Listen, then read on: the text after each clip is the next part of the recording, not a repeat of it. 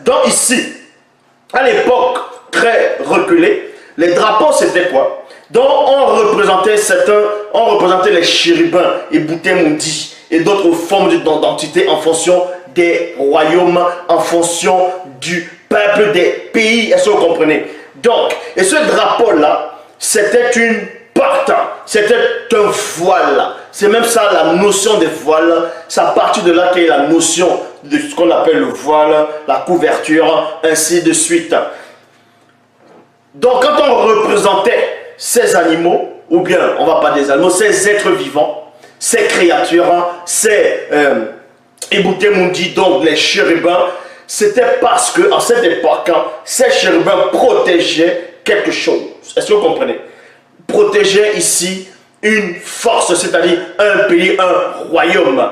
Donc derrière le drapeau se cachaient des entités.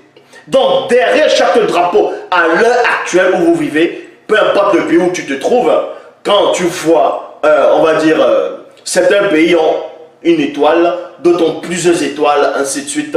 Tandis qu'il y a d'autres drapeaux qui n'ont pas des étoiles, mais qui vont représenter même une fleur ou bien une feuille au milieu de leur drapeau. Mais est-ce que vous connaissez l'origine de l'arbre? Quelle est l'entité qui se cache derrière l'arbre? Donc dans chaque drapeau, où il y a un symbole, il faut connaître le mystère, l'origine de ce symbole. Et dès que vous allez connaître l'origine de ce symbole, vous allez connaître l'entité qui se cache derrière le symbole qui est sur chaque drapeau dans tel ou tel pays.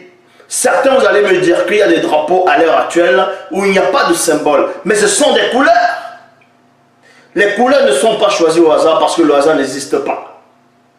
Parce que derrière les couleurs, il y a aussi un symbole, il y a aussi des entités. Mais on ne va pas entrer trop en détail pour expliquer tous les drapeaux qui sont dans le monde.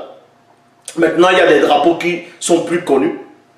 En fonction du pays, il y a des drapeaux qui sont plus connus. Quand tu vois ce drapeau, tu dis waouh, ce pays-là, ces gens-là, ils sont puissants. Parce qu'il y a une entité qui est derrière. Il y a des entités.